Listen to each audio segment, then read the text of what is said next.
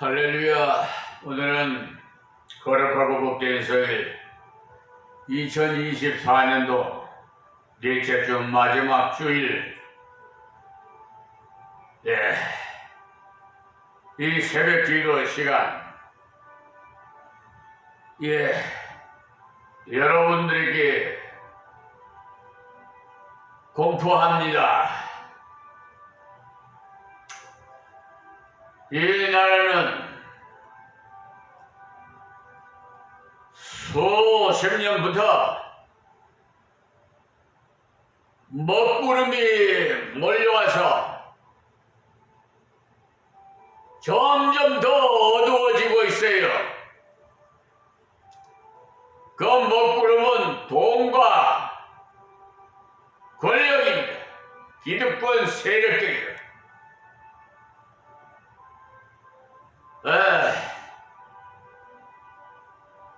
이로 말미암아 정의로운 헌법 제103조에 의한 법관들의 양심적인 판결을 바라볼 수가 참으로 어렵습니다. 또 사법, 경찰이나 검찰이나 역시 정의로운 처분을 받아볼 수가 없어요. 그래서 제가 며칠 전부터 계속 검은 양복에 검은 넥타이를 메고 나온 것은 다른 뜻이 아니라 장례식 때 장례 집회를 하려고 이 의복을 입고 나왔어요. 이 나라의 법은 죽었어요. 그래서 양심이 있는 법관들이 피해를 입고 있습니다. 그리고 선량한 국민들이 올바른 판결과 처분을 받지 못해 극단적인 길을 택해 대부분 계란에서 목매달아 자살한 70대 노인도 있고, 양심 있는 검사는 서초동 옥상 건물에서 투신 자살한 사건도 있는데, 그뿐만 아니라 많은 사건들이 있습니다. 그런데 정의롭고 참신한 판사와 검사들이 피해를 입어서 마음이 아픕니다. 그분들은 앞으로 훌륭한 인생의 성공자가 될 것이고, 우리를 일삼는 법관들은 하나님의 공의의 심판으로 엄히 저들의 본인은 물론이고 가정과 자손들까지도 3, 4대까지 저주의 심판이 임할 것입니다. 슬프다. 이 나라의 운명이 어떻게 될지 참 애통하는 심정으로 우리 그리스도인들이여 일어나라. 십자가 군사들이여 일어나라. 깨어라.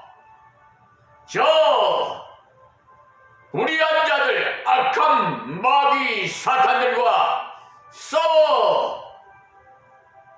승리의 깃발을 올리자. 그리하여 하나님께 영광을 돌립시다. 하나님의 말씀은 세상 법은 죽어도 히브리서 4장 12절에 하나님의 말씀은 살았고 운동력이 있어 좌우에 날선 어떤 검보다도 예리하여 혼과 영과 및 관절과 골수를 찔러 쪼개기까지 하며 또 마음의 생각과 뜻을 감찰하시하나니 지으신 것이 하나라도 그 앞에 나타나지 않음이 없고 오직 만물이 우리를 상관하시는 자의 눈앞에 벌거벗은 것 같이 드러나느니라 말씀하셨으니 저들이 어둠에서 술책을 부리지만은 다 빛이 임해서 드러나고 또 소금은 우리의 음식의 조미료도 사용합니다. 그러나 부패하지 않도록 청결하기 위해서 사용하는 것이 소금이에요. 그러므로 이 사업부에 썩어가는 저 법관들의 양심이 화인 맞은 자들과 같으니 저들에게 소금을 뿌려야 되지 않겠어요?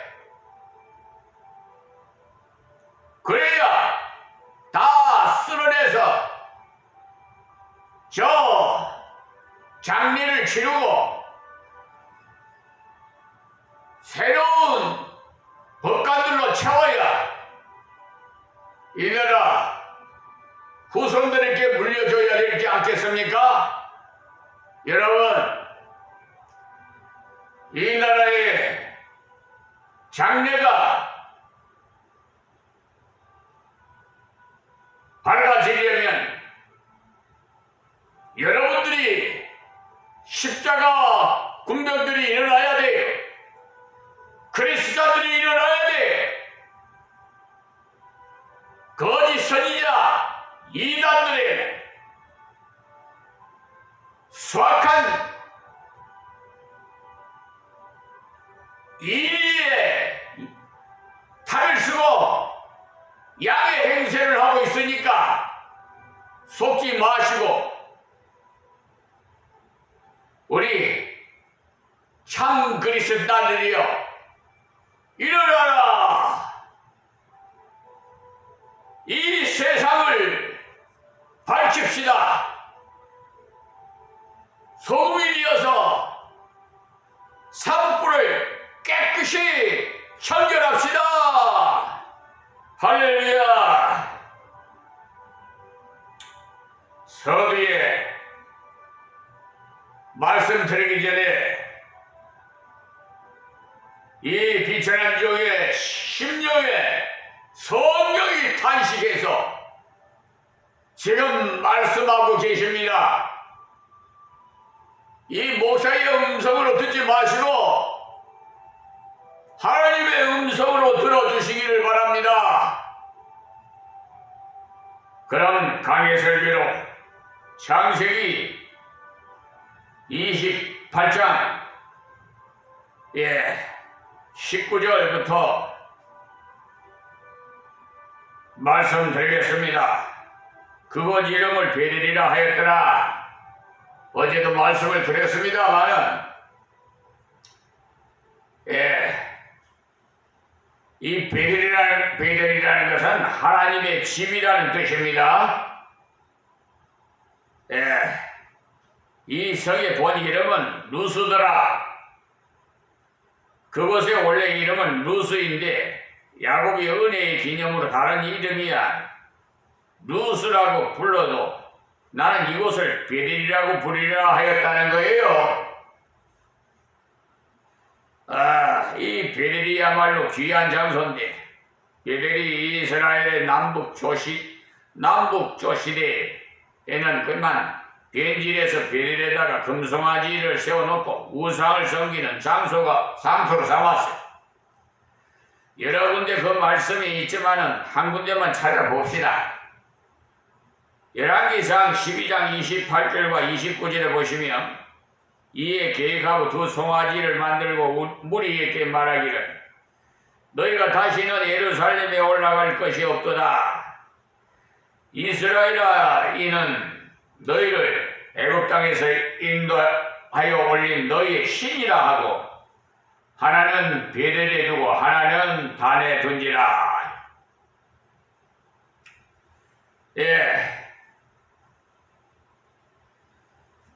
이렇게 금송아지를 만들어서 베델에다 세웠어요. 왜 이런 곳에다 금송아지를 세우느냐 하면 사람들이 많이 오라고 유서 깊은 곳에 세워요. 여러분이 보시는 대로 우상이 있는 곳은 대개가 소위 명당짜리 해인산이 어디니 해서 우상을 세운 곳을 보면은 경치가 좋지 않은 곳은 거의 없어요.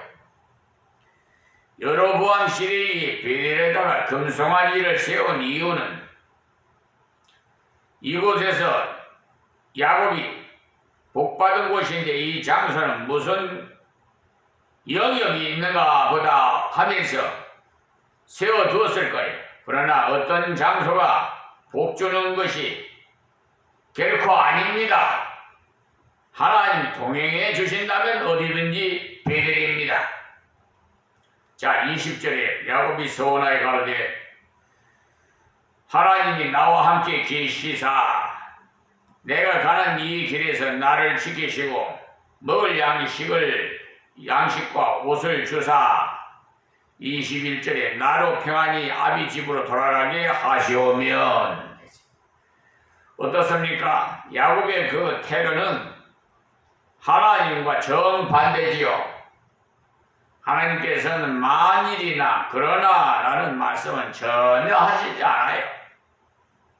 그런데 이 야곱은 하시오면 하면서 조건을 붙여요. 여러분도 기도할 때 조건 붙입니까? 붙이지요? 솔직히 말해요. 자기 양심을 한번 돌아봐요. 그러면 안 돼요. 야곱은 은혜를 받았는데도 부족한 사람으로 이런 표를 내요. 하나님이면 내가 복을 주시오면 지켜주시면 라고 하면 조건부 서원을 해요. 마치 요사이 성도가 월급이 올라가면 11조를 드리겠습니다 하는 식이에요. 이런 말을 하는 버릇은 하나님 앞에서 고쳐야 해요. 야곱도 이런 기도하는 것을 보니 야곱을 걸고 드는 기도를 하시면 오해입니다. 야곱의 신앙이 아직 어려서 이렇습니다. 하나님께서는 그러나 또 없고 많이도 없어요. 그런데 야곱은 먹을 양식, 입을 옷, 평안히 돌아가게 하시오면 앞에서 하나님께서 이런 것을 다 약속해 주셨는데도 불구하고 이럴 때는 아버지여 감사합니다 해야지 않겠어요? 약속대로 믿고 아버지 뜻대로 살겠습니다 하면서 기쁨으로 순종의 길로 달려가야 하겠는데 하나님 말씀대로 해 주신다면 하였으니 하나님을 적게 믿는 태도에 여러분은 이런 어리석은 신앙생활 하지 마세요. 하시오면 여호와께서 나의 하나님이 되실 것이요. 이것 봐요. 하나님은 이미 오래전부터 자기가 하나님이신데 이런 은혜 주시면 나의 하나님이 되신답니다. 참, 아휴, 복통이 터져요. 그러니 무슨 말이에요? 증거를 봐야 되겠다는 것 아니에요? 자기 아버지에게 정말 아버지인 증거를 내놔라 한다면 그런 불효막심한 말이야말로 해서는 안 될 말인데도 성도들 중에도 이런 것을 하나님께 잘해요. 에? 이 쭉제기 같은 교인들 또 거짓 선지자들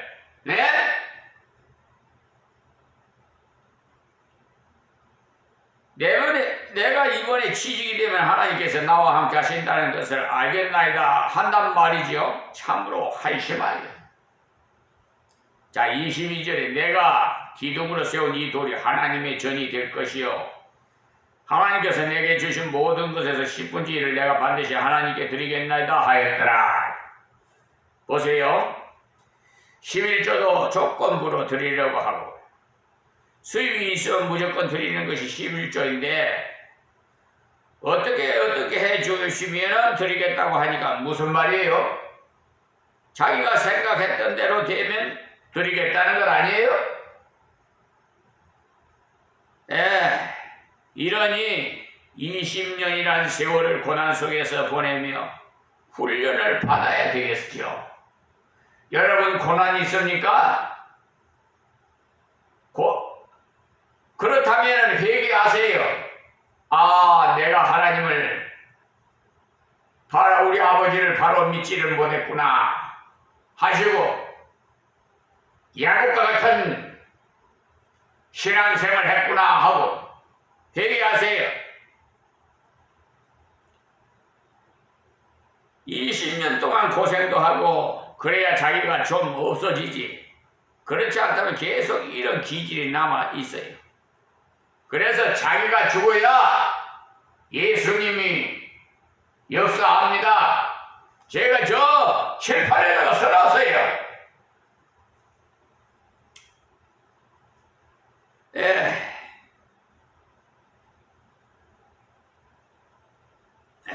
야곱이 20년 동안이나 외삼촌 집에서 고생을 했는데 그것이 다 우연이 아니에요. 세상 사람들은 우연히 뭐 어쩌고 저쩌고 또 예수 믿는 교인들도 우연히 어쩌고 저쩌고 하는 사람도 있어요. 저 법정에 가서 우연이라고 말해보세요.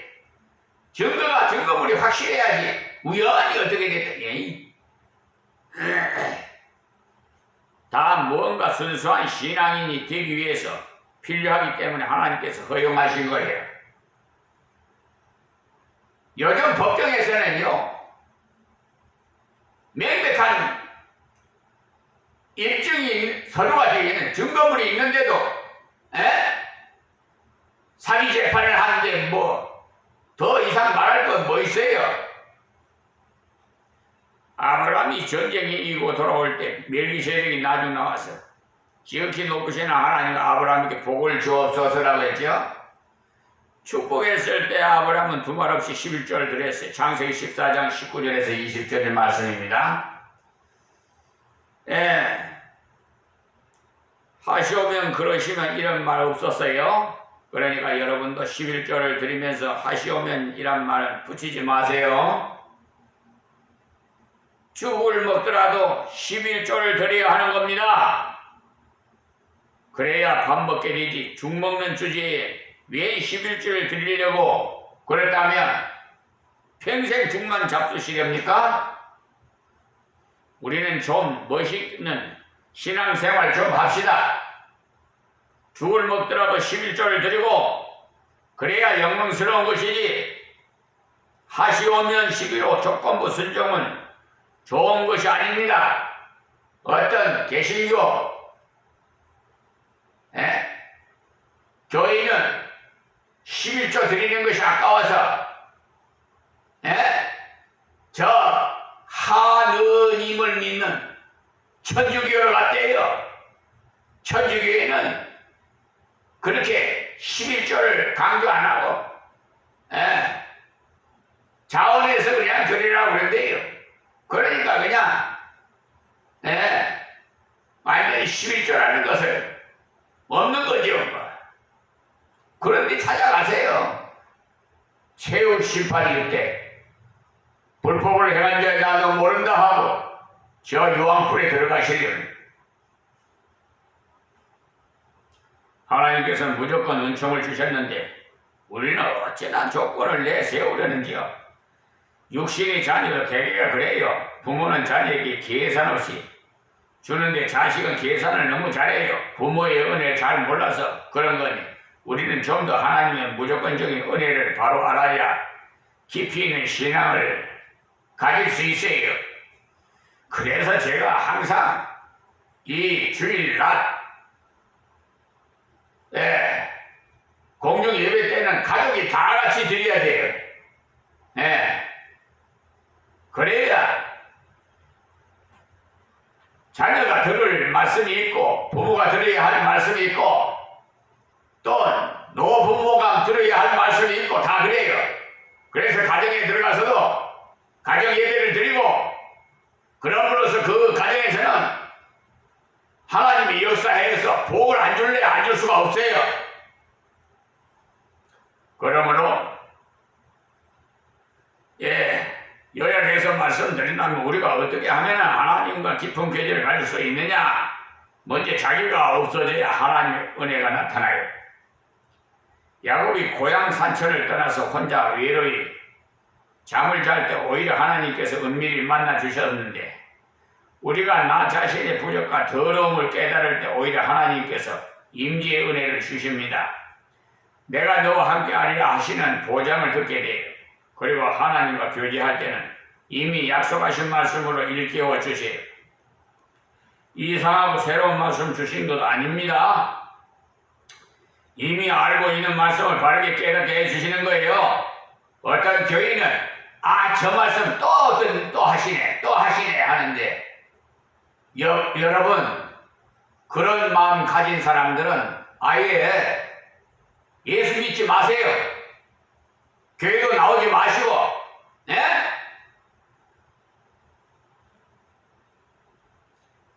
반복해서 말씀드리는 것은 강조해서 말씀드리는 거예요. 듣지 않으니까 실천에 옮기라고. 행함이 없는 믿음이 죽은 믿음이니까 살리려고 말씀을 드리는데 오늘도 또 지난번에 하신 말씀 또 하시네. 감리교 우리 교회에서 가까운 감리교 있어요. 천지대교 가다 보면 세상에 그 교회에서 집사님이 나한테 달려와서 얘기해. 장로교는 이단이라고. 그래서 인천에서 그 교회에 봉예를 하는데 말씀을 준비해 왔는데 일주일 분량을 하고 왔는데 와서 기도하니까 그 목사님은 조금 영감을 좀 하나님과 교통이 되는 모양이에요. 이 교회는 회개만 하게끔 하니까 회개만 계속 일주일 동안 계속 회개만 가르치고 갔었다고 그래요. 그리고 그 목사는 그냥 하나님께서 외지로 추방시켜버렸어요. 여러분 그렇게 당하고 싶으면 여러분들도 그렇게 비평하세요. 왜 장로교가 이단이에요? 물론 장로교가 보수라고 하니까 이 거짓 선지자들이 아주 그냥 장로 간판을 붙여놓고 이 여성 목사도 그냥 안수받았다고 장로 교회를 세우고 하여튼 그러니까 그런 사람들 때문에 장로교 이단이라는 소리가 나오기는 나와요. 그러나 포괄적으로 그렇게 얘기를 하면 안 되지.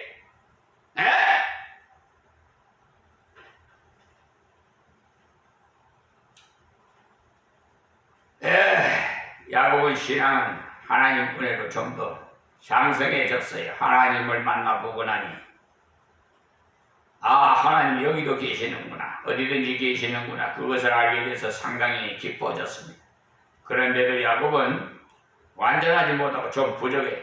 그래서 하시오면 하고 조건을 세워요. 그가 정말 올바르게 깨달았다면 주여 감사하나이다, 나 같은 것을 만나 주시다니 이제부터는 주의 뜻이라면 무조건 순종하겠습니다 하는 기도를 드려야 그래도 수준이 높은 경지에 이른 건데, 그러나 단번에 그렇게 되지 않아요. 오랜 세월 동안 훈련을 통해서 성화가 이루어지기 때문에 그래요. 그러니 연약한 믿음을 가진 분도 낙심하지 마세요. 그리고 베델의 발견은 역경을 감수했을 때 와요. 여러분들도 이 말씀을 기억하셔서 하나님께서 역경일 때 하나님을 바라보면 베델의 체험을 나에게도 주신다는 것을 믿으십시오. 그런데 베델의 체험을 못하는 것은 너무나 우리의 심령이 세상의 것으로 잡다하기 때문에, 세속화 되어 있기 때문에 베델이 경험되지 않습니다. 관심 기울이는 곳이 너무 많기 때문에 하나님께서 그의 마음문 열어줄 기회가 없어요. 그러므로 여러분은 조용히 하나님과 만날 시간을 마련하세요. 은밀히 하나님 말씀을 읽고 기도하는 시간을 규칙적으로 마련하시고, 다른 것은 못 바쳐더라도 시간을 좀 하나님께 바쳐요. 야곱도 분주히 지나다가 조용히 잠을 잤는데 하나님께서 은혜로 만나 주셨어요. 그러니까 이 말씀을 기억하시고 베델의 사람이 되어서 하나님의 영광 돌리는 여러분이 되라고 지금 이 시간에도 이 비천한 종의 입을 통해서 성령 하나님께서 말씀하시는 거예요. 자, 29절로 넘어가세요.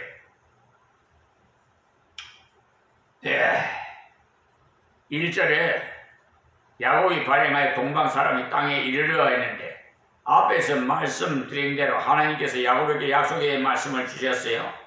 그 약속의 말씀을 듣고 야곱은 예 믿겠나이다, 순종하겠나이다 라는 표로 예배를 드렸습니다. 그리고 발행하여라고 해서 즉시 출발했다는 겁니다. 우리말로 발행이라고 표현을 하니까 그곳에서 떠나갔다는 단순한 의미이지만 히브리 원어에는요, 발을 쳐들어라고 되어 있어요.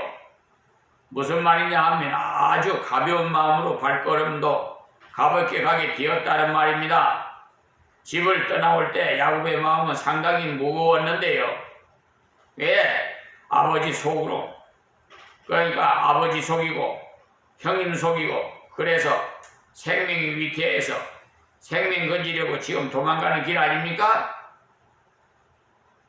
나귀 한 마리 끌고 오지 못했고 종 한 사람 데리고 오지 못하고 오직 담보찜에다가 지팡이 하나만 들고 갔으니 간단한 차림으로 갔다는 말이죠. 2000일이나 되는 먼 길을 가는데 또 외삼촌 댁으로 가지만 식구들의 얼굴도 몰라요. 외삼촌도 모르고 다른 식구들도 전혀 얼굴을 몰라요. 외삼촌의 이름만 알 뿐이지. 이런 입장에서 가는데 반가이 맞아 줄지 아니면은 나 몰라라 할지 미지수예요. 그러니까 마음속에 많은 불안을 안고 떠난 거죠. 그런 자신에게 하나님께서 하늘에 닿는 사닥다리를 보여주시면서 함께 하시겠다고 말씀하시고 편안히 돌아오게 하겠고 이 땅을 내게 주겠다고 하시는 굉장한 약속을 받고 나니까 그 마음속에 하나님 주시는 위로가 가득 차고 거기다가 하나님께 예배를 드리고 출발하니까 다리가 번쩍번쩍 들리더라는 거예요. 예. 그래서 호연히 야곱은 길을 갔어요. 사도행전에 보면요, 구수 네시가요 빌립의 전도를 받고 난 다음에 갑자기 빌립이 흔적도 없이 사라져버렸어요. 보통 같으면 금방 내게 전도하던 사람이 어디 가버렸지? 의심스러움 할 텐데 구수 네시가 하나님의 성령의 인도를 확실하게 깨달으니까 호련히 길을 가더라. 아주 기쁜 마음으로 길을 갔다고 했어요. 사도행전 8장 39절에 보세요. 이런 사실을 볼 때 하나님의 은혜를 확실히 깨닫고 나면 우리 가는 길이 험하더라도 또 고통이 있는 길이라도 해도 그 길을 호련히 갈 수 있게 하신다는 것입니다. 이 문제를 신약에서 한번 살펴보고 지나가면 좋겠습니다. 사도행전에 보면요, 바울 사도도 역시 이런 분이었어요. 사도행전 20장 23절에 보면 오직 성령이 각 성에서 내게 증거하여 결박과 환란이 나를 기다린다 하시나 그랬어요. 성령이 각 성에서 예언하는 사람을 통해서 바울 당신이 예루살렘으로 올라가면 결박을 당하고 환란을 당합니다라고 했어요. 그렇다면 예루살렘에 가지 말라는 말인가? 그 말은 아니, 환란과 결박이 있으니 준비하라, 믿음으로 가라 이 말이지 가지 말라는 것 아니에요. 다음 24절에 보시면 나의 달려갈 길과 주 예수의 받은 사명 곧 하나님의 은혜의 복음 증거하는 일을 마치려 하면은 나의 생명을 조금도 귀한 것으로 여기지 아니하노라 그랬어요. 바울이 자기의 가는 길에 환난과 결박이 있다고 하는데도 사명을 감당하기 위해서는 생명을 귀한 것으로 여기지 않고 담대히 가라는 것입니다. 사도행전 21장에 이보다 더합니다. 8절에부터 보시면은요, 이튿날 떠나 이래요. 그러니까 여기에 보면은 이튿날 떠나 가이사랴에 이르러 야곱 집사 중 하나인 전도자 빌립의 집에 들어가서 유한이라 9절에 그에게 딸 넷이 있으니 처녀로 예언하는 자라. 10절에 보면 여러 날 있더니 한 선지자 아가보라 하는 이가 유대로부터 내려와 11절에 우리에게 와서 바울의 띠를 가져다가 자기 수족을 잡아매고 말하기를 성령이 말씀하시되 예루살렘에서 유대인들이 이같이 이 띠 임자를 결박하여 이방인의 손에 넘겨주리라 하거늘. 자 12절에요. 우리가 그 말을 듣고 그곳 사람들과 더불어 바울에게 예루살렘으로 올라가지 말라 고나니 13절에 바울이 대답하되 너희가 어찌하여 울어 내 마음을 상해하느냐. 나는 주 예수의 이름을 위하여 결박받을 뿐 아니라 예루살렘에서 죽을 것도 각오하였노라 하니 14절에 저가 고난을 받지 아니하므로 우리가 주의 뜻대로 이루어지리라 하고 그쳤노라. 보십시오.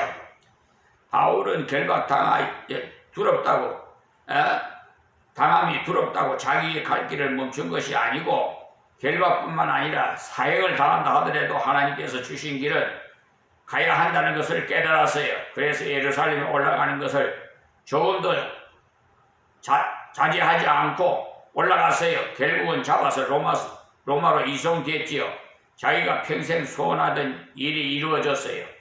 평생 소원이 로마로 가서 로마를 보아야겠다고 했는데 하나님께서 제수의 몸으로 로마에 가서 복음 전할 길을 열어주셨으니 황제의 그 집인 가이사의 집에까지 복음이 들어갈 수 있도록 길을 열어주셨어요. 빌립보서 4장 22절을 참조하세요.